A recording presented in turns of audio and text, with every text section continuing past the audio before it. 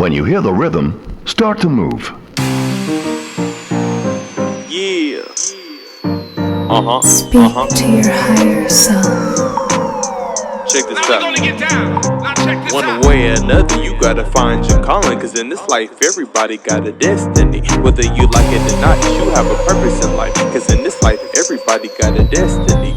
One way or another, you gotta find your calling. Cause in this life, everybody got a destiny. Whether you like it or not, you have a purpose in life. Cause in this life, everybody got a destiny.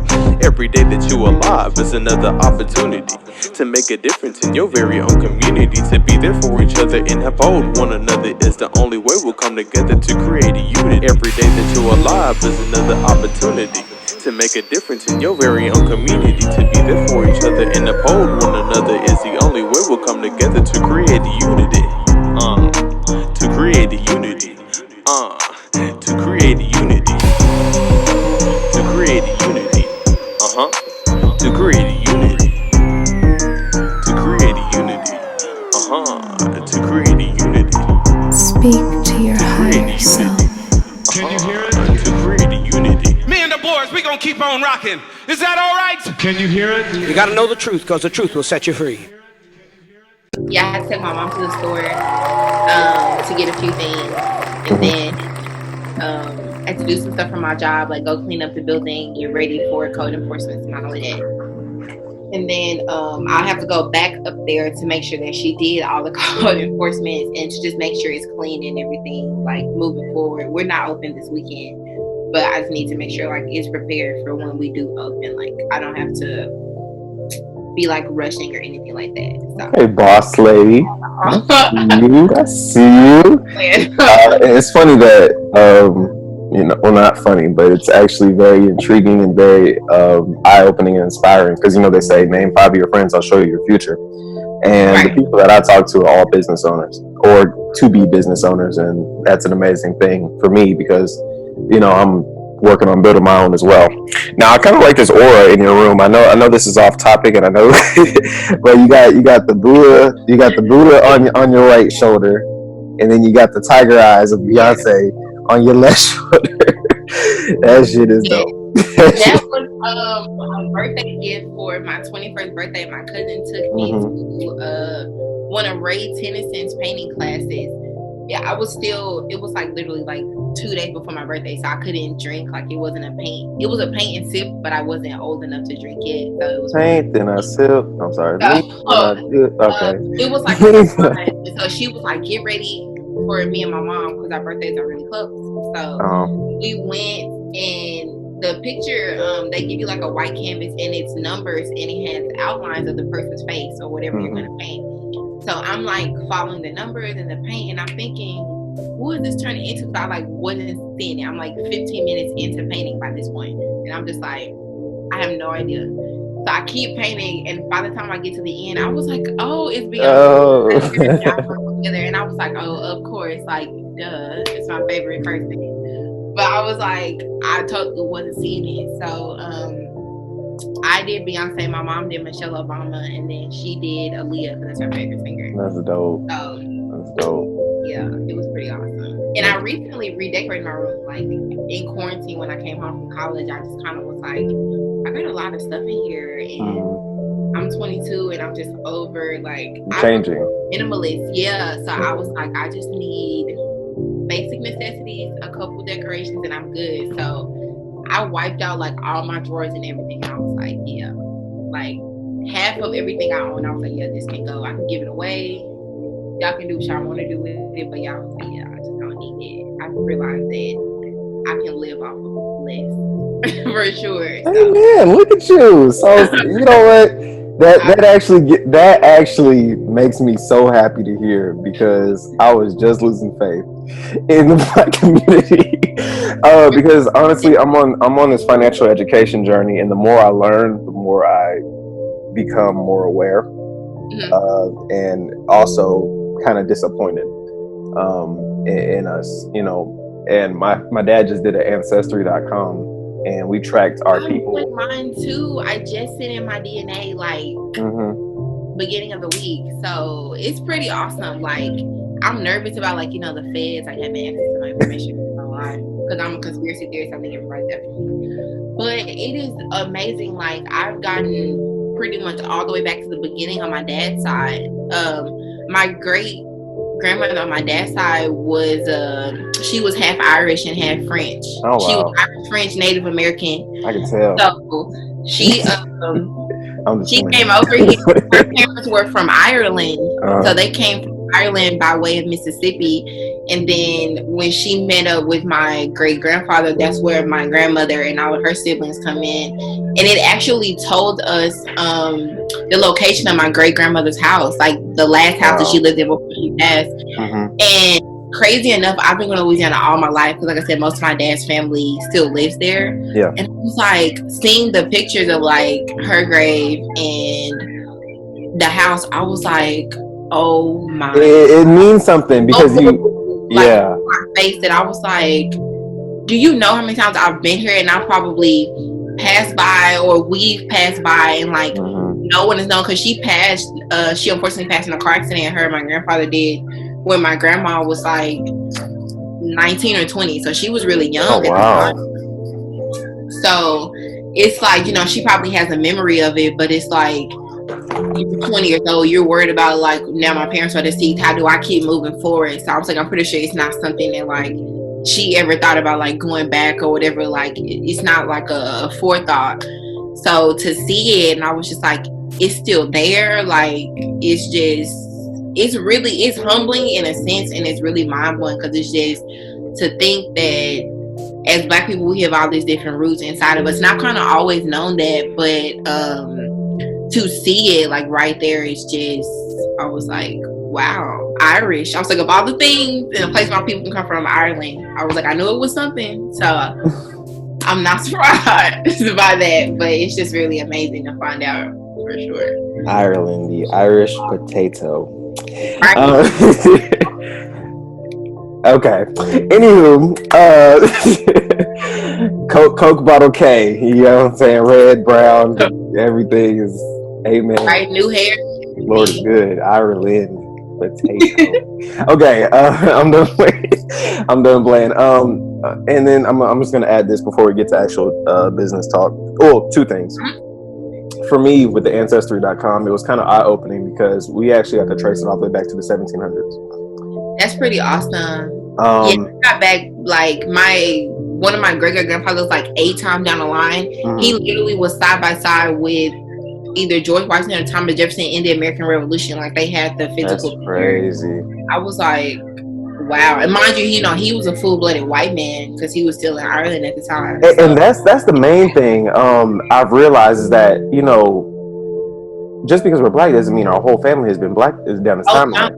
Like, it's amazing to find the history, and then you literally kind of see where the mixing and mingling came in. Like, to see that, like, one of the women on mom's side of the family, I think she's like my great grandma, probably like 3 times down or whatever. She was really, really fair compared to now. She wasn't a white lady; she was just really, really fair. So most of her life, she ended up passing up until I think about 1950 on the census. It counted her as a Negro.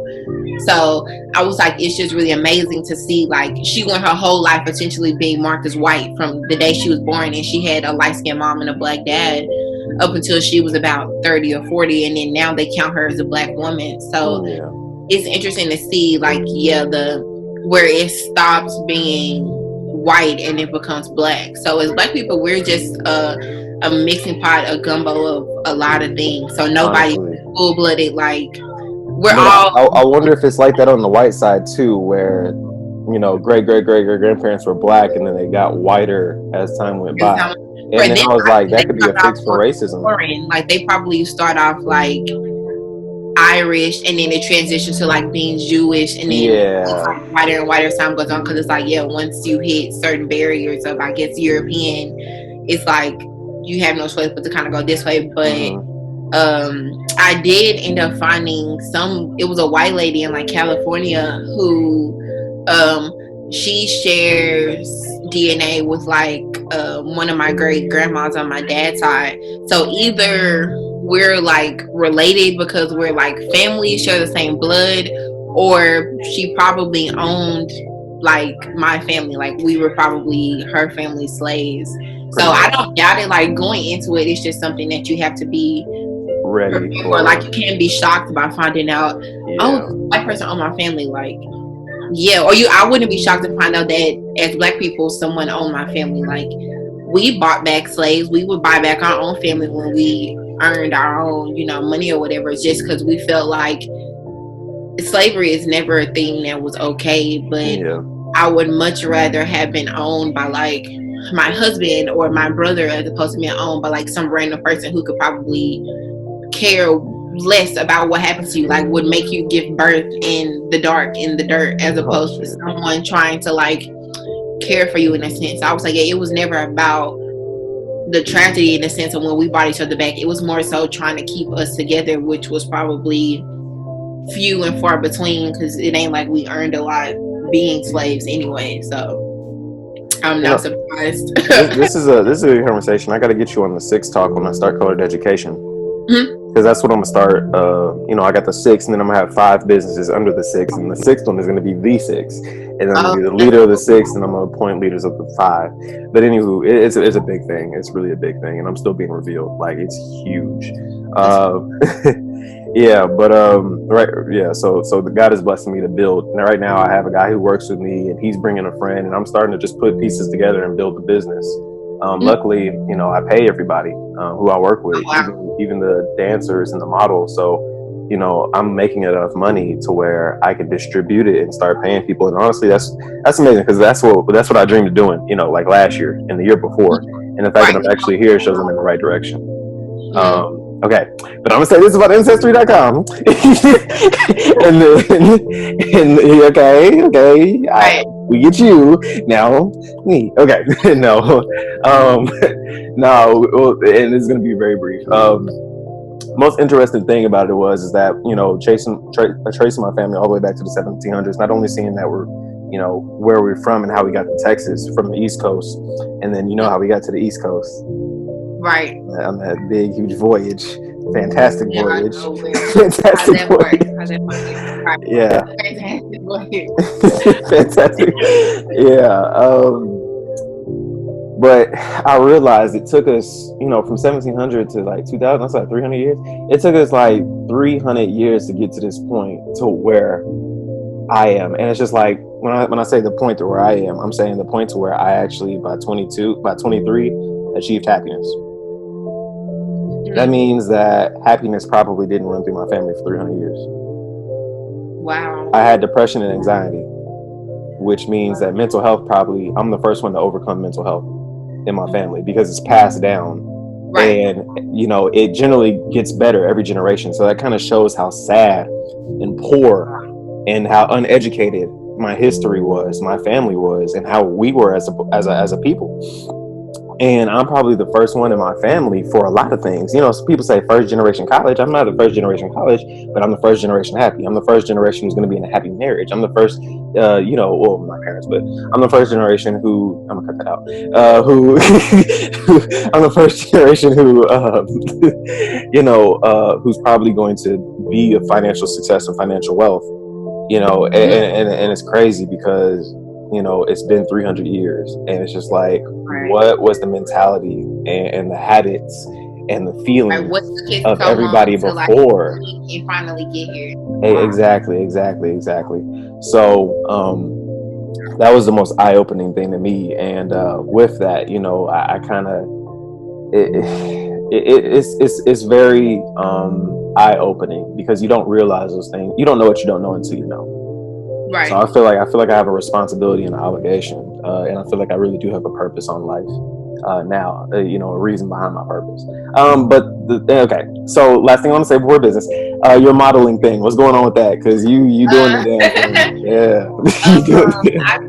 I got contacted by a brand on Instagram. It's at Shopstar Quality. Okay. On Instagram, support them. They're Black owned, so there's help. She commented under one of my pictures one day, and of course I thought it was a joke. Like I thought it was I thought it was like one of those fake accounts that like sell t-shirts or whatever. So I jokingly was like, "Oh, you want to give me some free clothes?" And she was like, oh, we do giveaways all the time, totally. And I was like, she DMs me and she was like, well, I don't know if you're joking or you're serious, but I would totally love for you to like represent my brand. And I was like, well, I'm gonna be honest with you, I've never done this before. I was like, I've never been a brand ambassador. I was like, the pictures, the modeling and like video, it's not something that I'm foreign to. But I was like, well, I'm gonna do the best I can. So we, work out the details, whatever. The best you can is great. I'm just letting you know. I was like, you're made for this. Poor pitch that I gave her. And it just pretty much took off from there. I posted a picture on Instagram in like a purple sparkly swimsuit, the one that everybody saw. Man. It pretty much like blew up that day. It blew up in the sense like I didn't go viral or anything. I'm not that important. But I got like hella DMs from like her customers. She posted it on their Instagram and it was like flooded with comments. Like my Instagram was pretty much going off that day. And she gave me like a code or whatever. And so the swimsuit pretty much sold out like after I posted it. It was like after you posted it, because I went on the page and I saw that some other women had worn it. And I know it's not a competition, as Meg says.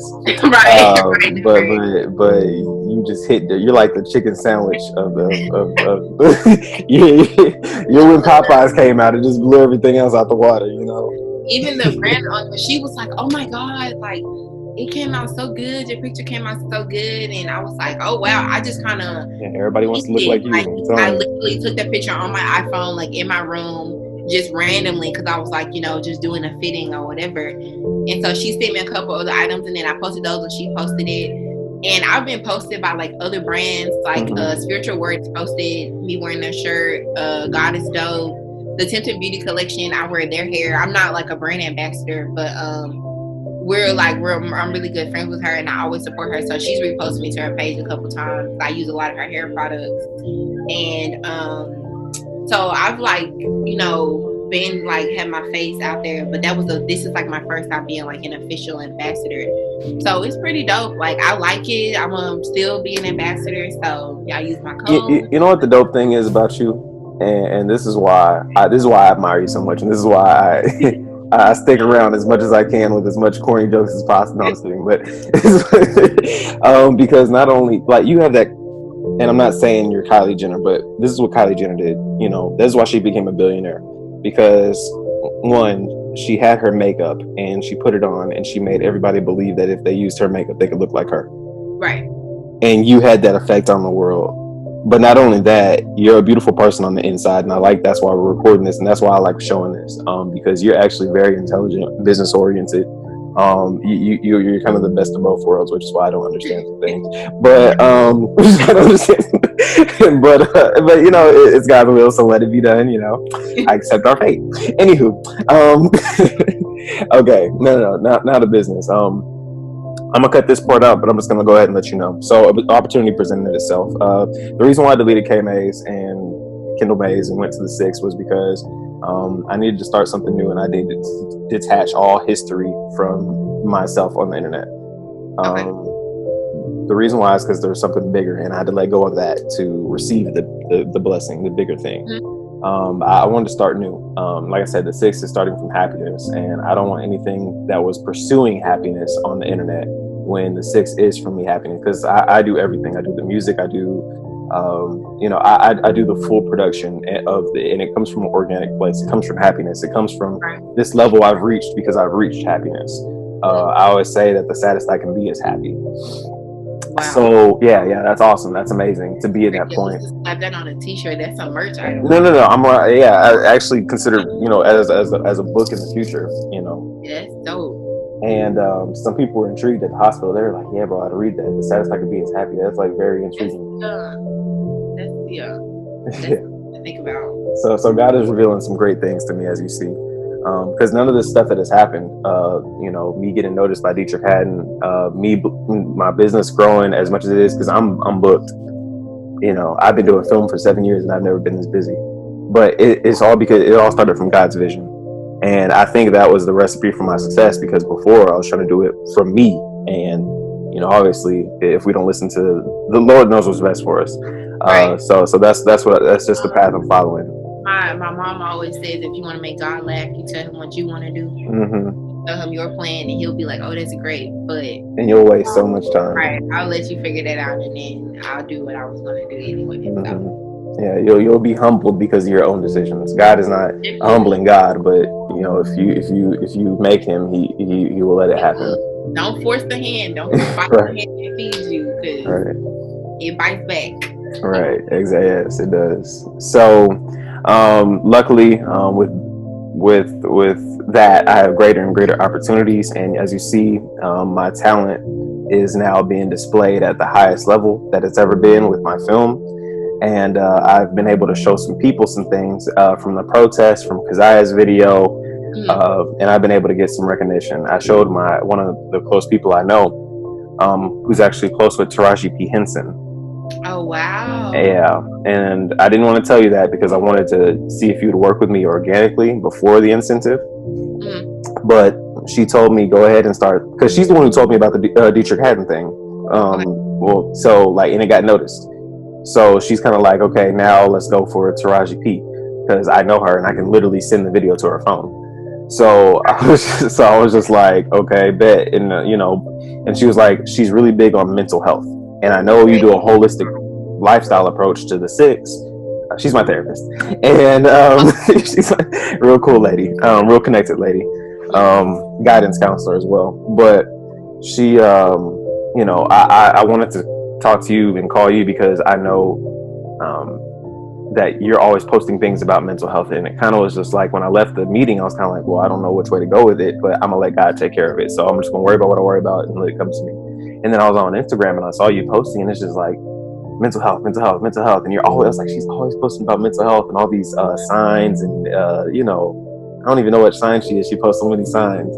Like, she Capricorn, Sagittarius, like she's Capricorn, and then with an Aquarius rising. Rising. Okay, because it's always like 4 different sugar ones. and a little bit of spice. Okay. Irish potato. I'm with everything. Yeah. So, I told you this before. I'm intentionally corny around you, but I'm intentionally corny around you. I swear nobody else gets this treatment. I don't know why, but anyway. Yeah. So I wanted to talk to you about that. First of all, I wanted to let you know what's at stake here. Not really what's at stake, but what the reward is going to be. And I thought that you would be the perfect person for it. I don't know what I want to do. I don't know what a good idea is. I just know that I have a talent with film, and once I find it, once it's revealed to me, all I need is the pieces together, and then it's going to happen. I'm glad that's something you're still interested in. Is there anything that you have maybe an idea about that might be a good for me to start thinking about when it comes to mental health? Because it's kind of interesting. It's not like a song or anything. It's different. It's just like, it's really challenging for me. So that's why I wanted to call you and see what you think. I know a lot of people, they often ask about like tips on how to, I don't want to use the term control it because it's not the right way to describe it. They ask about tips to just kind of take everything on a day-by-day basis without being so inside your head, like without being from up here to down here, kind of going through so many levels in a day. That probably will be a good thing because people just really don't know how to manage it aside from taking, synthetic medicines or whatever it is that people will tell you to do that will manage it, when essentially I don't really think that's the most helpful way to go about it. Yeah. But, I think there's other holistic avenues. There's more spiritual ways you can handle it. There's more just ways within yourself of just talking to yourself, of calming yourself down or whatever it is that you do, breathing or whatever, that are more helpful than a doctor slapping a bottle of pills in your hand, because that, therein lies a whole nother issue. But I think that would probably be a good way to start. I am aware with Taraji that mental health is something that she advocates a lot. I know that she's been doing that a lot in the last few years. She's been doing that. I know she did natural hair care, and I know they kind of coincide with, you got to start up here so everything makes sense literally with the hair, especially for women and minority women. we take a lot of pride and concern in our hair. Some women, you know, they start as young as probably 3. You know, I'm gonna say 2 or 3. I'm gonna say 3 or 4 at best. Like, you know, putting chemicals in their head, and it's hard to imagine that you do that to a child. Like, how do you slap lie in a kid's head and then you expect your kid to not have like ADHD or be like, you know, whatever fuzzy in the brain, because it is like a straight tunnel to their brain. Well, remember what I said about our history. It's the education. Right. But you know, it's definitely gonna be things that we just constantly have to unlearn as a culture and as a people. Exactly. I was one of the lucky ones. I mean, lucky ones, but I've never had a perm. I've never put any. This dye was the first chemical I've ever put in my hair. Like, I've been natural water and blue magic grease and all the natural stuff I'm talking about when I say blue magic since birth. Like, literally, hair was just never it was never a definitive of what made me beautiful in my house. Like, or even when it came to other people. My mom, when I was a kid, she worked at a TV station that Texas Cable News. It was like a public access station or whatever. And she's one of few black staff members with predominantly white people and predominantly white children. So when I first kind of got into TV and modeling or whatever as a kid, when they would need children to kind of sit in studio and do it, all the people, they would just be like, oh, you know, your daughter's really pretty. It was never a you're pretty for a dark-skinned girl or a black girl, or you have pretty hair. It was just pretty in a general sense. So I think that just as black women and people, we have to teach specifically our daughters that you're pretty isn't defined by a thing or an object or something about you. Like, you're pretty because you are pretty. You have a pretty nose and pretty eyes and pretty features, not because your hair is blonde or because you don't have nappy hair or because, you know, you don't have 4C hair. It's all beautiful because it came out of your head. Like, it's beautiful because it's yours, and nothing is more pretty than owning it or owning yourself. So it's your crown and you might as well take care of it. So it's just, you're pretty with no comma but is probably what I would say. I tell my niece that all the time, and she says that to me. She's like, "Oh, Kendall, you're so pretty." So I tell it to her all the time. Like, she's like a mini me. Like, she's a total tomboy all the time. She runs around playing in the dirt, whatever.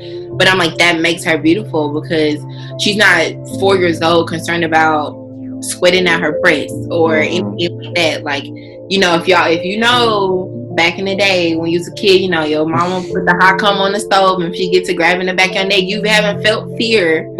You felt 375 degrees this close to your head, and you better not sweat, because then you're gonna have a whole nother issue. So, but it's just it's a thing. Like, yeah, you have to be pretty with no comma but. And the person called my mom used on my hair was the one my grandmother used on my mom and her siblings. Mind you, my grandmother had 9 kids. So she pressed, my mom was the last girl, and then there's my uncle who's behind her. So she pressed everybody's hair, the boys and the girls included, with this one hot comb that my mom uses on me that she will one day use on my niece. So it's just, those are the things that there's a story behind it. Like, my grandmother pressed 9 children's hair on a Sunday. Like, that's crazy. And I never, my mom probably straightened my hair, you know, for special occasions like Easter, Christmas, whatever. But now as an adult, like I said, I've become such a minimalist, and I do so much that I'm very much a ponytail and bun kind of girl. Like, I wear a t-shirt and leggings 75% of the time. People should realize that simplicity is a really good way to go. It really is. It'll save you a lot of time, a lot of effort, a lot of energy. Of course, when you're younger, you know, the idea of caring about what people think about you, i.e. high school, is probably something that's really, really important, because it's all more so about fitting in, and you want to stand out, but you want to stand out for the right reasons. Like, you don't want to be the weird kid or whatever it is, you know, words, terms that people use. So I'm pretty sure when I was younger, that was something that was really, really important to me, was not standing out too much. So I was like, I've always looked like this. I've always had this body. I pretty much always knew I was going to have this body, i.e. my mother, shout out to her. I knew that this was going to be a thing for me. So from a young age, I saw how like men looked at me and comments they would make and things like that. So I was like, as Black kids, we don't really get time to be kids. Like, we're sexualized from a really young age. Even to this day, like, it weirds me out when old men hit on me. Like, I hate it, because I'm just like, you're old enough to be my dad, if not my grandfather, and you hit on me like I'm not 12. Like, what? Like, how do you not know I'm not a child? All you see is a woman because you look at my face and you look at my features and you're like, oh, she's an adult. I could literally be 16 and you still like don't care. So it's just, we're sexualized from a young age, but we have these conversations and a lot of other cultures don't. We have to teach our kids differently than they do. So it's just,